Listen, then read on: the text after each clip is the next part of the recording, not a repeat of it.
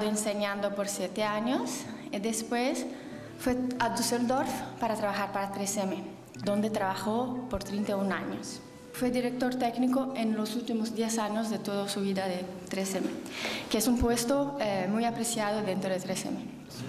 Sandpaper is simply a tape on which you put a mineral.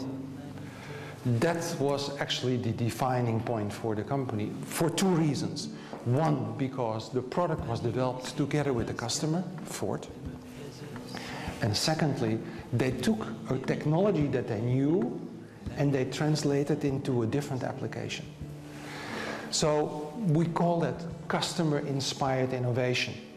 If we want to grow our company rapidly, we must give our people the freedom to work as they want to work. Not as management wants them to work, but as they want to work.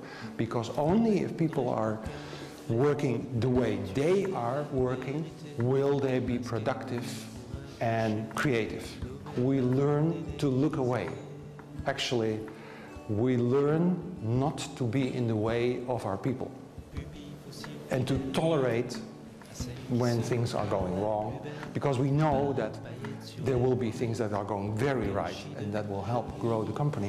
In fact, at the moment, every 20 hours, 3M introduces a new product somewhere in the world. At the moment, we're going on to actually enlarge that R&D spend because we think we should be doing more. So we are heavily investing in building up laboratories also around the world. There are 11,000 R&D people, technical people within the company and 85 laboratories around the globe. Also here in Spain, we have a very significant laboratory in Madrid. Perhaps the most famous thing about our culture is the so-called 15% rule. In essence, every 3M'er has the right to use 15% of his or her working time on projects that he or she thinks is important. To be able to develop all those new products, it is essential, we think at 3M, we think it's essential to own or be basic in your own technology that you're using. The technology is free to use by anyone. Everyone looks at it and says, can I use this in my business to actually help my customer with a problem?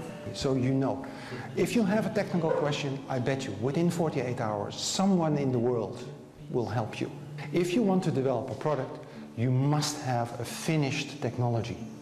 Because if your technology is still not ripe, your product development process will take forever. We measure the amount of sales that comes from products that are 5 years or younger divided by total sales.